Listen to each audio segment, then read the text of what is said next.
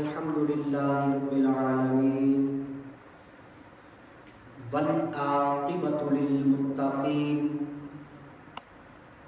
والصلاة والسلام على سيد الأنبياء والمرسلين أما بعد فأعوذ بالله من الشيطان الرجيم بسم الله الرحمن الرحيم قال الله تبارك وتعالى في كتابه المجيد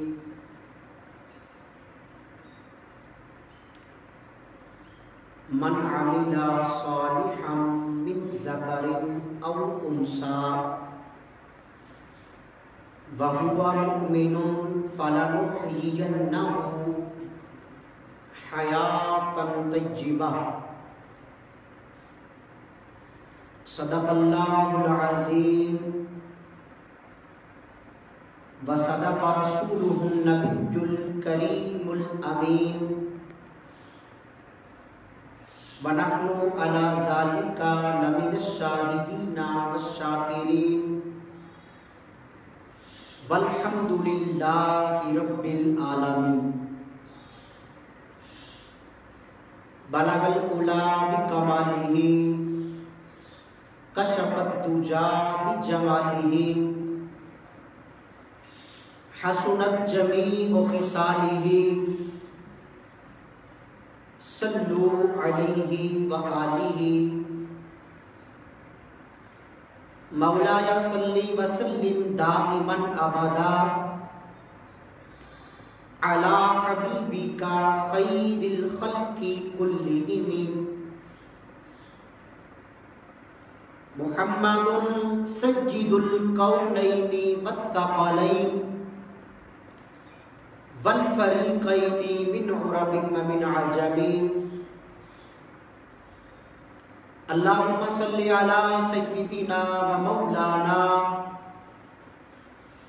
محمد وانزلہ المقعد المقرب عندک یوم القیامہ۔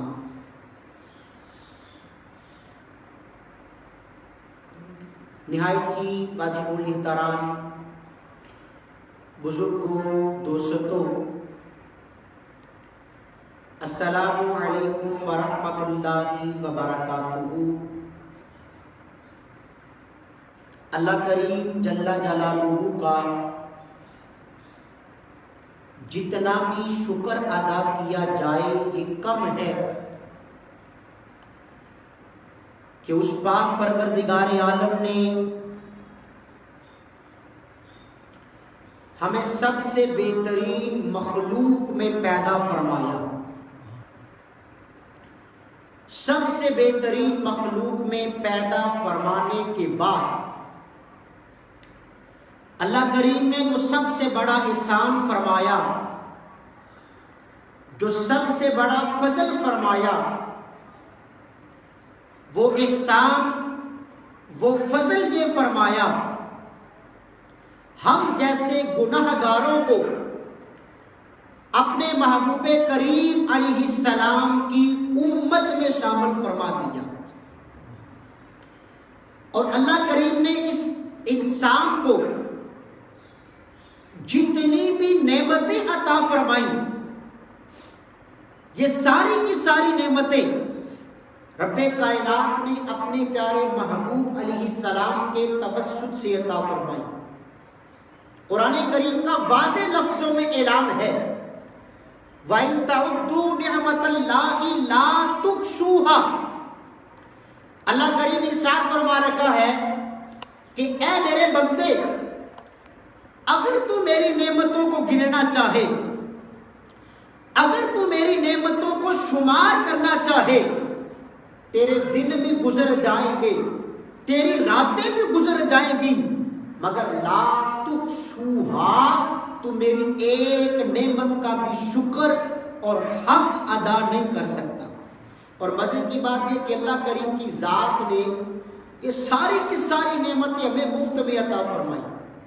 تو اللہ کریم کی بارگاہ میں ہم دعا مانگتے ہیں کہ مالک کریم تیرے گناہگار بندے ہیں، اپنے محبوب مکرم علیہ السلام کے وسیلہ پاک سے ہماری تمام مشکلیں حل فرما، اور جس انداز سے ہم نے زندگی بسر کرنی ہے، جو کام اس دنیا کے اندر رہ کے ہم نے کرنے ہیں، جن کاموں سے ہم نے باز رہنا ہے، اے اللہ تیرے گناہ گار بندے تیری بارگاہ میں دستے دعا بلند کیے بیٹھے ہیں، بولا ہمیں دنیا میں وہ کام کرنے کی توفیق عطا فرما۔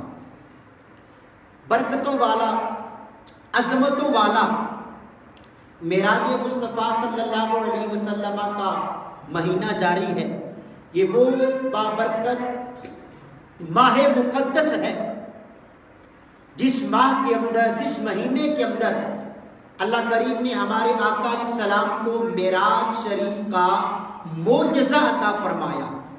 کتنی عظمت و شان کی بات ہے کہ یہ وہ مقدس مہینہ جس کے اندر ایک ایسی رات آتی ہے جس رات میں ہمارے کریم آقا علیہ السلام نے مسجد حرام سے مسجد اقصی کا سفر کیا، پھر مسجد اقصی سے آسمانوں کا سفر کیا، پھر آسمانوں سے عرش معلیٰ کا سفر کیا۔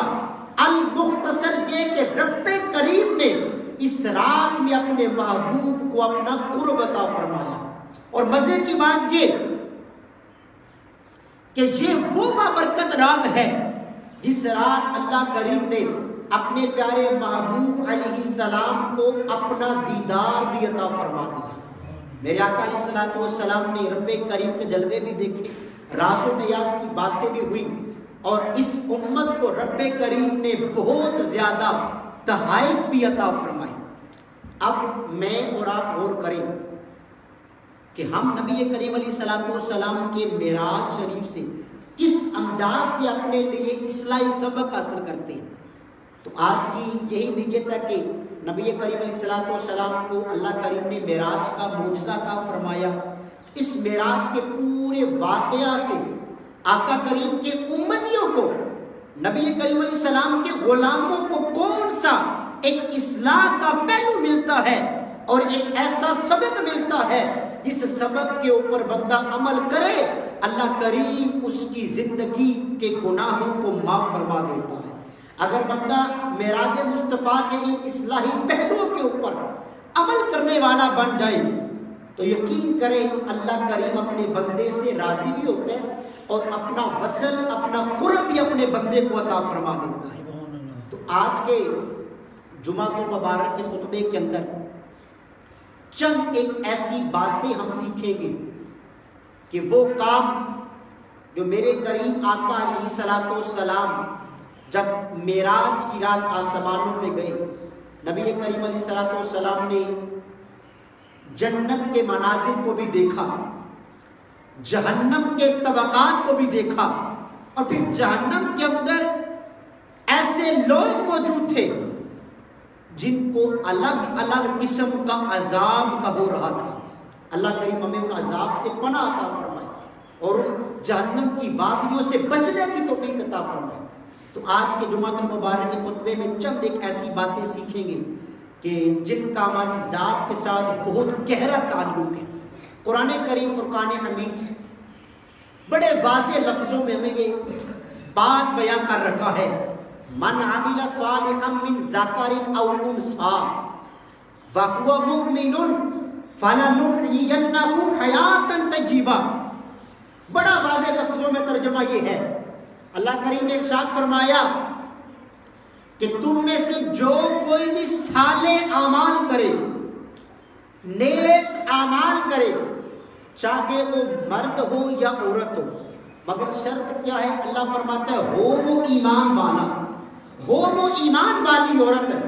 اللہ فرماتا ہے جو ہماری بارگاہ میں نیک اعمال کے تحفے بھیجے گا فَلَنُحْيِيَنَّهُ حَيَاةً طَيِّبَةً، اللہ فرماتا ہے ہم اپنے اس بندے کو ایک تر و تازگی والی زندگی عطا فرما دیتے ہیں۔ اب تر و تازگی والی زندگی کون سی ہے؟ تر و تازگی والی زندگی سے کیا مراد ہے؟ مفسرین کرام نے اپنی اپنی تفاسیر کے اندر اس بات کو لکھا۔ تفسیر روح البیان کے اندر قاضی اسماعیل حقی رحمۃ اللہ تعالیٰ نے، اور اس کے علاوہ تفسیر رازی کے اندر امام فخر الدین رازی علیہ رحمہ تفسیر در منصور کے اندر امام جلال الدین السیوطی شافعی علیہ الرحمہ آپ نے اس بات کو نقل فرمایا. آپ فرماتے ہیں کہ رب کائنات اپنے کلام کے اندر یہ جو حکم ارشاد فرما رکھا ہے، چاہے کوئی مرد ہو چاہے کوئی عورت ہو، وہ ایمان والے، اللہ فرماتا ہے ہماری بارگاہ میں نیک عمل کرے، اپنی زندگی کے مقصد پہ غور کرے، فَلَنُحْيِيَنَّهُ حَيَاتًا طَيِّبَةً. اللہ فرماتا ہے ہم اپنے اس بندے کو یا اس بندی کو ایک تر و تازگی والی اور پاکیزگی والی زندگی عطا فرما دیتی ہے. اپنی زندگی سے کیا مراد ہے؟ مفسرین فرماتے ہیں کہ اس زندگی سے مراد یہ ہے کہ جب وہ بندہ رب کا ذکر کرے گا، جب وہ بندی اللہ کی بارگاہ میں نیک عمل کرے گی، اللہ اس مرد و عورت کو عبادت کا نور عطا فرما دے گا، عبادت کی لذت عطا فرما دے گا. آج ہم کہتے ہیں کہ ہم قرآن کریم پڑھتے ہیں مگر ہمارے دلوں کو سکون نہیں ملتا. ہم نماز پڑھتے ہیں، ہماری نمازوں کے اندر بھی شیطان غلط غلط باتیں ڈالتا ہے. ہم تو الگ کونے میں بیٹھ کے اللہ کے نام کی ضربیں لگاتے ہیں مگر ایک سوز والی کیفیت نہیں بنتی، ایک روحانیت نہیں ملتی. ہمیں اس بات پہ غور کرنا پڑے گا، یہ روحانیت کیوں نہیں ملتی، یہ سرور کیوں نہیں ملتا؟ اس لیے نہیں ملتا ہم رب کی بارگاہ میں گناہوں سے پاک نہیں ہوتے. ہم اپنے دلوں کے اوپر جو گناہوں کی سیاہی چڑھ چکی ہے اس گناہوں کی سیاہی کو دور کرنے کی کوشش نہیں کرتے. اگر آج ہم یہ اللہ کے حضور دعا کریں، مولا تیری بارگاہ میں وعدہ کرتا ہوں میں جو بھی تیری بارگاہ میں گناہ کر چکا تیرے حضور معافی مانگتا ہوں، آئندہ کے بعد کوئی گناہ نہیں کروں گا. مولا مجھے عبادت کے اندر لذت عطا فرما دے، مجھے عبادت کے اندر ایک خاص قسم کی مٹھاس عطا فرما دے. جب ہم یہ کیفیت لے کے رب کی بارگاہ میں روئیں گے، اشک ندامت بہائیں گے، پھر جب نماز پڑھیں گے ہمیں نماز کے اندر بھی سرور ملے گا. پھر ہم اللہ کے کلام کی تلاوت کریں گے، ہمیں قرآن کریم کی تلاوت کے اندر بھی ایک مٹھاس ملے گی. پھر ہم خلوت کے اندر بیٹھ کے اگر رب کے نام کی ضربیں دل پہ لگائیں گے، اللہ کے نام کی تسبیح بیان کریں گے، اللہ کریم ہمیں اس عبادت کے اوپر ایک خاص قسم کی لذت عطا فرمائے گا. اب اللہ کریم کے حضور ہم دعا کرتے ہیں کہ اللہ کریم ہمیں اخلاص کے ساتھ نبی کریم علیہ السلام نے جن جن عبادات کا ہمیں حکم عطا فرمایا وہ عبادتیں کرنے کی توفیق عطا فرمائی. اور آقا کریم علیہ السلام کی شریعت مطہرہ میں جن جن عبادتوں سے ہمیں روکا گیا، جن جن کاموں سے ہمیں روکا گیا، جن جن نافرمانیوں سے ہمیں بچنے کا ذہن دیا گیا، اللہ کریم کی حضور ہم دعا کرتے ہیں اللہ کریم ہمیں ان نافرمانیوں سے بچنے کی توفیق عطا فرمائے اور جو عبادتیں ہیں ان عبادتوں کے اندر مٹھاس عطا فرمائے. آج کے جمعۃ المبارک کے اندر چند ایک ایسے کام جو ہماری عبادتوں کے اندر رکاوٹ بنتے ہیں اور جن کا مشاہدہ ہمارے کریم آقا صلی اللہ علیہ وسلم نے معراج کی شب فرمایا، وہ کام کون سے ہیں؟ علماء کرام سے معراج کا واقعہ تو ہم سنتے رہتے ہیں مگر افسوس اس معراج مصطفیٰ کے عظیم معجزے سے ہمیں سبق کیا ملتا ہے، اس سبق کے اوپر کبھی ہم نے غور نہیں کیا. آئیں آج نیت کرتے ہیں کہ جو باتیں آج کے جمعہ المبارک کے خطبے میں ہماری اصلاح کے حوالے سے کی جائے گی، اللہ کریم کی بارگاہ میں ہم بھرپور انداز سے کوشش کریں گے، ان باتوں پہ عمل کریں گے اور اپنی ذات پہ نافذ کرنے کے بعد دیگر لوگوں تک دین کے اس پیغام کو پہنچانے کی کوشش بھی کریں گے. پہلا کام میرے کریم آقا علیہ السلام معارج النبوہ ایک کتاب کا نام ہے، سیرت پہ لکھی کتاب ہے اور اس کتاب کو لکھنے والے ملا معین الدین وائس کاشفی رحمت اللہ تعالیٰ علیہ، آپ نے اپنی اس کتاب کے اندر لکھا، آپ فرماتے ہیں کہ اللہ کے محبوب علیہ السلام جب معراج کے سفر پہ گئے، آسمانوں کا سفر کیا، اللہ کریم کے نبیوں سے ملاقات ہوئی، آسمانوں پہ گئے، جنت کے مناظر کو دیکھا. جب حضور علیہ السلام نے جہنم کے طبقات کو ملاحظہ فرمایا، جہنم کے طبقات کو دیکھا تو نبی کریم علیہ السلام ملا معین الدین وائس کاشفی نے اپنی کتاب معارج النبوہ جو سینکڑوں سال پرانی کتاب ہے، اس کتاب کے اندر لکھا کہ نبی کریم علیہ السلام فرماتے ہیں کہ اے صحابہ میں نے معراج کی شب ایک ایسا منظر دیکھا، میں نے ایک ایسی قوم کو دیکھا کہ جن کے سروں کو کچلا جا رکھا ہے، ہتھوڑے مار مار کے کسی کے سر کو کچل دیا جائے اب تھوڑے سی تصور کی نگاہ سے دیکھیں، کوئی بندہ ہمارے سر کے اوپر آ کے لوہے کا تھوڑا مارے، کتنی ہمیں تکلیف ہوگی، اور وہ جہنم میں یہ تھوڑے۔ میرے آقا علیہ الصلوۃ والسلام فرماتے ہیں میں نے ایک ایسی قوم کو دیکھا جن کے سروں کو کچلا جا رکھا ہے، تھوڑی دیر کے بعد وہ سر بالکل درست ہو جاتے ہیں۔ اب ایک مرتبہ سر بالکل درست ہو جائے، دوبارہ پھر کتنی تکلیف ہوتی ہے۔ میرے آقا فرماتے ہیں میں نے پوچھا ہے جبریل یہ کون لوگ ہیں جن کے سر کے اوپر اتنی زیادہ ان کو سزا اور آزمائش میں ڈالا گیا، اتنی زیادہ ان کو سزا مل رہی ہے؟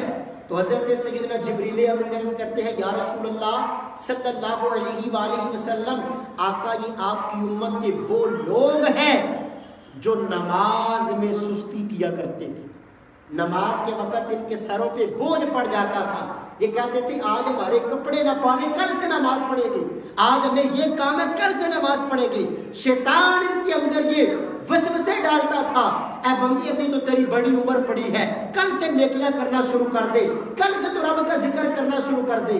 مگر افسوس انہوں نے غفلت کی، اپنی نمازوں میں سستی کرتے رہے۔ آج یہ وقت آ گیا ہے اللہ کے فرشتے ان کے سروں کو کچل رہے ہیں۔ اللہ کریم کی پناہ، اللہ کی بارگاہ میں ہم دعا کرتے ہیں اللہ کریم ہمیں پنج گانا نماز سے محبت عطا فرمائے۔ نماز پڑھنے کے بارے میں حضرت سیدنا علی بن مرتضیٰ کرم اللہ تعالی وجہہ الکریم آپ کا کتنا پیارا فرمان ہے۔ آپ فرماتے ہیں کہ جب میرا دل کرتا ہے کہ میں اللہ کریم سے کلام کروں، اللہ کریم سے ملاقات کروں، تو میں کیا کرتا ہوں؟ میں نماز پڑھنی شروع کر دیتا ہوں۔ اور جب میرا دل کرتا ہے اللہ تعالیٰ میرے ساتھ کلام کرے، اللہ تعالیٰ میرے ساتھ گفتگو کرے، تو میں رب کریم کا عطا کردہ قرآن کریم پڑھنا شروع کر دیتا ہوں۔ اب میں اور آپ اپنی کیفیت کے اوپر غور کریں کہ ہم حضرت علی کے نام کے نعرے تو بڑے لگاتے ہیں، مگر افسوس ہم حضرت مولا مشکل کشا کی تعلیمات کے مطابق عمل نہیں کرتے۔ حضور اسلام نے معراج کی شب سب سے بڑا جو ہمارے لیے تحفہ لایا وہ نماز کا تحفہ تھا، مگر افسوس ہم آقا کریم کی غلامی کے دعوے تو کرتے ہیں، غلامی رسول پہ جان تو ہم دے دیتے ہیں، مگر سرکار کے عشق کے اندر ہمیں نماز پڑھنا قبول نہیں ہوتی، آقا کریم کی غلامی کے اندر ہمیں رمضان کا ادب قبول نہیں ہوتا، آقا کریم کی غلامی کے اندر ہمیں دین سے محبت نہیں ہوتی۔ یہ ہمارے اندر کمی ہے، ہم اس کمی کو دور کریں۔ جب ہمارے اندر سے یہ کمی دور ہوگی، جب ہمارا دل نیکی کے کاموں کی طرف راغب ہوگا، نیکی کے کاموں کی طرف مائل ہوگا، پھر اللہ کریم ہمارے دلوں کے اوپر اپنا خاص نور عطا فرمائے گا۔ تو پہلا کام معراج کی رات حضور اسلام نے جہنم کا طبقہ ایک دیکھا کہ جن کے سروں کو کچلا جا رہا تھا وہ کیا کرتے تھے؟ نماز میں سستی کیا کرتے تھے۔ نیت کرتے ہیں آئندہ کے بعد ہماری کوئی بھی نماز قضا نہیں ہے۔ نبی کریم علیہ الصلوۃ والسلام نے جو دوسرا منظر معراج کی شب جہنم کے اندر ملاحظہ فرمایا وہ کیا تھا؟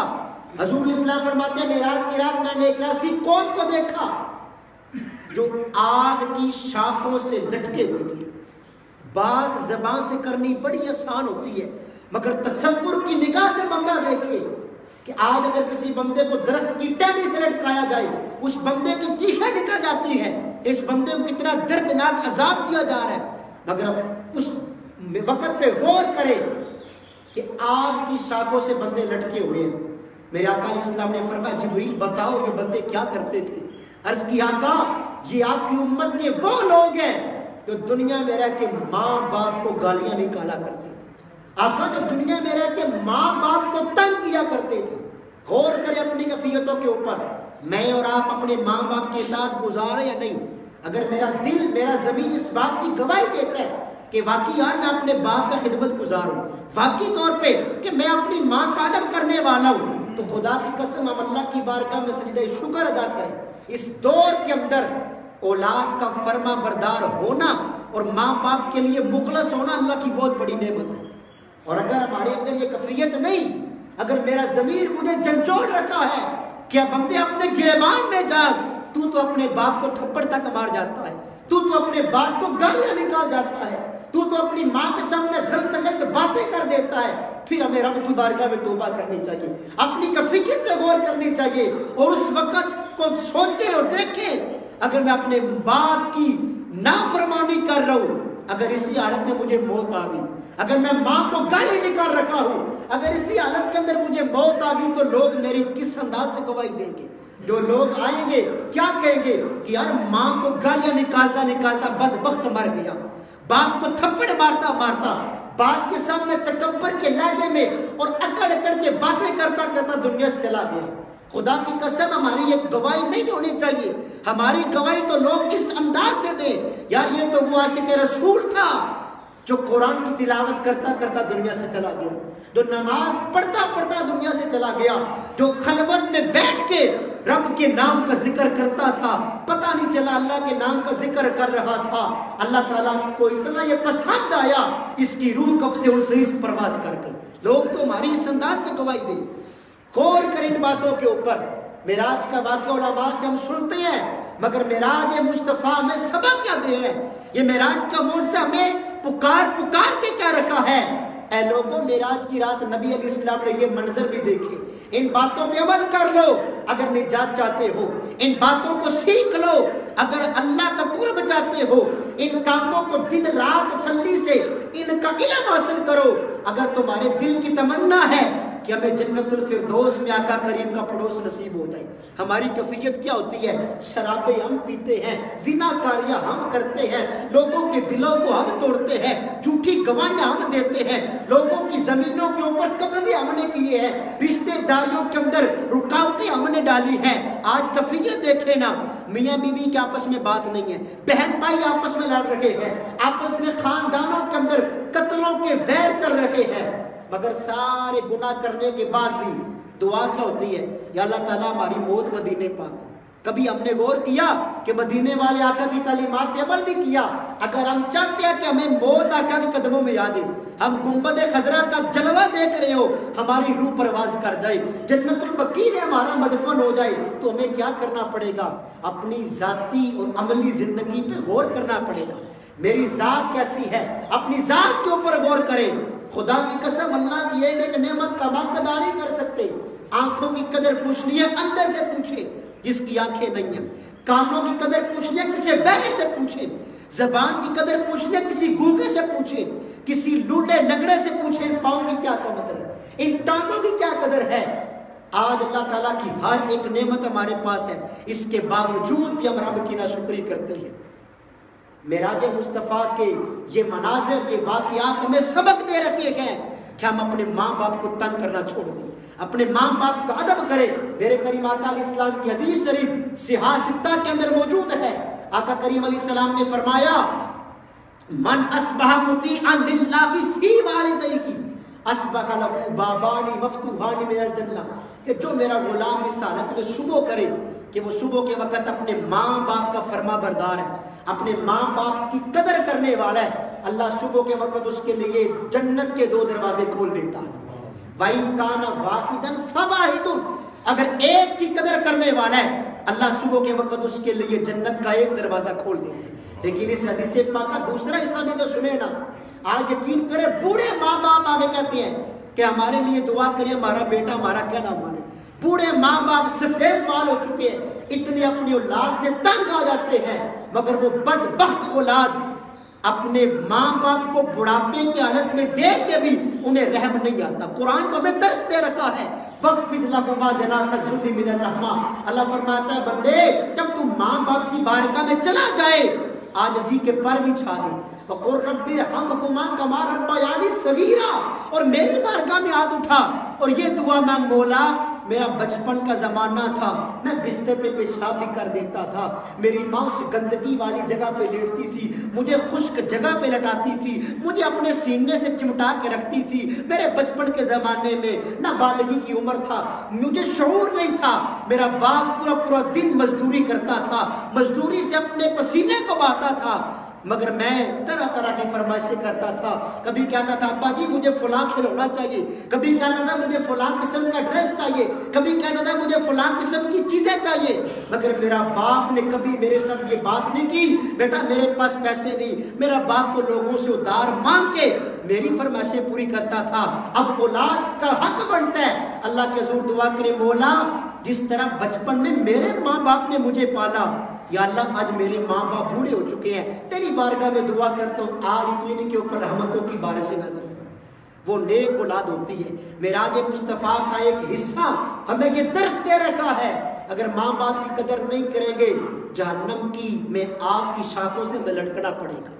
میرے آقا علیہ الصلوۃ والسلام کی ان باتوں پہ غور کریں اور اب کہ حضور دعا کرتے یا اللہ ہمیں اپنے ماں باپ کا اطاعت گزار بنا۔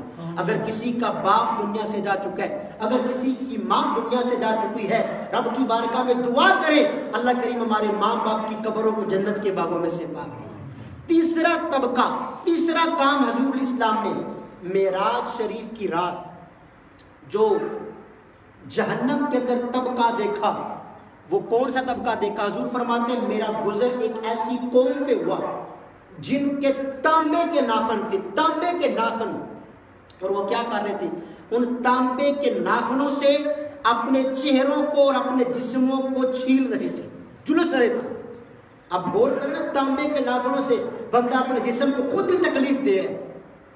حضور اسلام فرماتے ہیں میں نے پوچھا اے جبریل یہ کون لوگ ہیں، یہ دنیا میں کیا کرتے تھے، اتنا سخت ترین انہیں جہنم کا عذاب مل رہا ہے؟ تو حضرت جبریل نے عرض کی یا رسول اللہ صلی اللہ علیہ وسلم آقا یہ وہ لوگ ہیں جو دنیا میں رہ کے لوگوں کے عیب بیان کرتے تھے، لوگوں کی غیبتیں کرتے تھے اور لوگوں کی عزتوں کو پامال کرتے تھے۔ غور کریں اپنے اوپر، ہم 2-3 بندے اکٹھے بیٹھ جائیں، آدھا گھنٹہ کے لیے بیٹھے نا چائے پینے پانی پینے کے لیے، تو پتہ نہیں 100 بندے کی ہم غیبت کر دیتے ہیں، یار فلاں گلی والا بندہ یہ کرتا ہے، فلاں محلے والا یہ کرتا ہے۔ خدا را اپنی کیفیت پہ غور کریں، قیامت کے دن مجھ سے فلاں کے بارے میں نہیں پوچھا جائے گا، اپنے بارے میں پوچھا جائے گا کہ میں دنیا میں رہ کے کیا کرتا تھا۔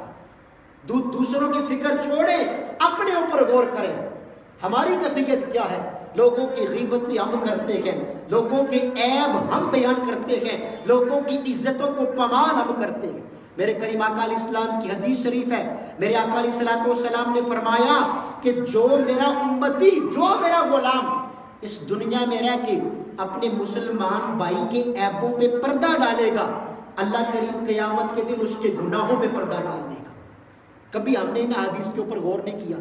اگر میں بیٹھا ہوں دیکھ رہا ہوں کہ فلاں بندے کے اندر یہ عیب ہے تو میں خوشی سے ایک کیفیت بن جاتی ہے، فخر سے کہوں گا یار فلاں بندے کا یہ کام ہے، فلاں بندہ یہ کام کرتا ہے۔ افسوس ہمیں یہ نہیں پتا کہ ہماری وہ آدھے گھنٹے کی جو محفل ہے وہ شیطانی کاموں کے اندر بیت گئی۔ وہی آدھا گھنٹہ اگر ہم تسبیح درود پاک پڑھ لیتے، وہی آدھا گھنٹہ ہم سورہ یاسین کی تلاوت کر لیتے، وہی آدھا گھنٹہ ہم کچھ بھی نہ کرتے، الگ بیٹھ کے اپنی ذات پہ غور کر لیتے کہ یار میں دنیا میں کیا کر رہا ہوں، اپنے نفس کا محاسبہ کر لیتے تو ہم آج کچھ نہ کچھ کام کرنے والے ہوتے۔ آج مسلمانوں کے زوال آ رہے، کیوں آ رہا ہے؟ ہم نے آقا کریم کی تعلیمات پہ عمل کرنا چھوڑ دیا۔ تو حضور اسلام نے فرمایا تانبے کے ناخنوں سے وہ لوگ اپنے جسم کو چھیل رہے تھے۔ وہ کون لوگ تھے؟ اس امت کے وہ لوگ جو لوگوں کی عیب بیان کرتے، جو لوگوں کی عزتوں کو لوٹتے، جو لوگوں کی غیبتیں بیان کرتے۔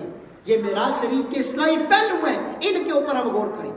چوتھا کام، اللہ کے محبوب علیہ الصلوۃ والسلام آپ فرماتے ہیں کہ معراج شریف کی شب میں نے جہنم کا طبقات دیکھے، جہنم کے عذابات ملاحظہ کیے، تو میرے آقا فرماتے ہیں میں نے ایک ایسی قوم کو دیکھا کہ جن کی زبانوں کو آگ کی کینچیوں سے کاٹا جا رہا ہے۔ تصور باندھیں، آگ کی کینچی، آج ہمارے گھروں کے اندر لوہے کی کینچی ہوتی ہے، اگر کسی جگہ پہ لگ جائے تو کتنے دن ہمیں تکلیف ہوتی ہے، ڈاکٹر کے پاس جاتے ہیں، کوئی دارو لیں گے، کوئی مرہم لیں گے، کوئی ٹیوب لیں گے، کوئی نہ کوئی حل کروائیں گے۔ یعنی چھوٹی سی مصیبت بھی ہم دنیا کے اندر برداشت نہیں کرتے۔ اور غور کریں نا، آگ کی کینچی بنی ہو اور جسم کا سب سے نرم ترین حصہ زبان ہوتا ہے، زبان کو کاٹا جا رہا ہو۔ حضور اسلام فرماتے جب میں نے یہ منظر دیکھا، میں نے پوچھا جبریل بتاؤ یہ کون لوگ ہیں؟ عرض کیا آقا یہ بھی آپ کی امت کے لوگ ہیں۔ آقا فرماتے ہیں بتاؤ یہ کیا کام کرتے تھے، اتنا سخت انہیں عذاب ہو رہا ہے؟ حضرت جبریل میرے عرض کرتا ہے یا رسول اللہ یہ بے عمل خطباء ہیں، یہ بے عمل واعظین ہیں۔ لوگوں کو تو بڑے درس دیتے تھے کہ یار نماز پڑھو، یہ کرو، مگر اپنا ان کا کوئی عمل نہیں ہوتا تھا۔ آج ہم اپنے اوپر غور کریں، اگر میں کسی کو نیکی کی دعوت دے رہا ہوں یار نماز پڑھ، روزے رکھ، قرآن پڑھ، یہ کام کر، تو مجھے اپنا بھی سوچنا چاہیے کہ سب سے پہلے میں تو بعمل بنوں گا۔ اگر میں آپ کو کہتا رہوں خود میری عمل جو حالت ہے بے عملی والی ہو تو پھر غور کر لے قیامت کے دن آگ کی کینچیوں کا عذاب بے عمل لوگوں کو دیا جائے گا، ان لوگوں کو جو ممبروں پہ بیٹھ کے دوسروں کو تو تلقین کرتے ہیں مگر اپنی ذات کے اوپر غور نہیں کرتے۔ ہمیں چاہیے، اگر میں چاہتا ہوں کہ میں گھر کا سربراہ ہوں، گھر کے اندر میری بات مانی جاتی ہے تو میں گھر والوں کو، امی کو بٹھا رہا ہوں، ابو کو بٹھا رہا ہوں، بہن بھائی بیٹھ گئے ہیں، اگر میں چاہتا ہوں کہ ان کو میں کچھ 5 منٹ کا درس دوں، انہیں یہ کہو یار ہمارے محلے کی مسجد ہے، نماز پڑھو، یہ کام کرو، پہلے یہ سوچنا چاہیے کہ میرا اپنا کتنا عمل ہے۔ اگر باپ یا بڑا بھائی چھوٹوں کو کہتا رہے نا کہ یا تم نماز پڑھنے مسجد جاؤ، باپ خود بے نمازی ہو، بیٹا بڑا بھائی خود بے نمازی ہو، تو پھر ہماری زبانوں کے اندر اثر نہیں ہوگا۔ حضور اسلام فرماتے ہیں جو لوگ دوسروں کو کہتے ہیں خود عمل نہیں کرتے، قیامت کے دن جہنم میں آگ کی کینچیوں سے ان کی زبانوں کو کاٹا جائے گا۔ حضور اسلام فرماتے ہیں پھر میں نے ایک ایسا نوجوان دیکھا، دیکھیں نا حضور اسلام کی یہ معراج شریف ہے، علماء سے واقعہ تو سنتے رہتے ہیں حضور کے، لیکن کیا کیا دیکھ کے آئے، کیا کیا ہمارے لیے لے کے آئے، ان باتوں میں غور کریں۔ میرے آقا فرماتے ہیں میں نے ایک ایسا نوجوان دیکھا جس کے پاس نا لکڑیوں کا گٹھا ہے، اب بہت بڑی لکڑیاں ہیں، گٹھا ہے، اٹھاتا ہے تو اتنا بھاری ہے وہ اکیلا اٹھا نہیں سکتا، مگر حضور فرماتے ہیں تعجب اس بات کا تھا کہ ظاہر تو یہ تھا کہ لکڑیاں وہ کم کرتا تاکہ آسانی سے اپنے کندھوں پہ لاد سکتا، مگر کیا کرتا ہے پہلی لکڑیاں اٹھانی نہیں ہوتی اور لکڑیاں اس گٹھڑے کے اوپر رکھ رہے ہیں۔ حضور اسلام فرماتے ہیں میں نے جبریل سے پوچھا جبریل یہ بندہ کیا کر رہا ہے؟ جبریل امین نے عرض کی یا رسول اللہ یہ وہ نوجوان ہے آپ کی امت کے جس کے پاس لوگوں کی امانتیں بہت زیادہ ہیں، پہلی امانتیں یہ پوری نہیں کر رہا اور امانتیں اپنے پاس رکھ رہے ہیں۔ یہ ایک مثال کے ذریعے ہمیں سمجھایا جا رہا ہے میرے پاس اگر کسی کی امانت ہے میرا حق بنتا ہے بعین کی وہ امانت سے واپس لوٹا دوں، اگر واپس نہیں، اور ہماری کیفیت کیا ہے 10-12 بندوں کی چیزیں ہمارے پاس پڑی ہیں، اب کوئی پتہ نہیں حلال کر رہے ہیں حرام کر رہے ہیں، ان کو جائز استعمال کر رہے ہیں ناجائز کر رہے ہیں، پھر بھی ہم کہتے ہیں ہمارے پاس امانتیں رکھی جائیں۔ قرآن کریم بڑے واضح لفظوں میں سمجھا رہا ہے ان اللہ یأمرکم ان تؤدوا الامانات الی اہلھا، اللہ فرماتا ہے بے شک اللہ تمہیں حکم دیتا ہے کہ تم امانتیں ان کے اہلوں تک سپرد کر دو۔ ہماری کیفیت کیا ہے؟ اب بالفرض میں کہتا ہوں یا آپ کے ذہن میں خیال آتا ہے کہ میرے پاس تو کسی بندے کے نہ پیسے ہیں نہ کوئی چیز امانت ہے، تو میں کس امانت کی حفاظت کروں؟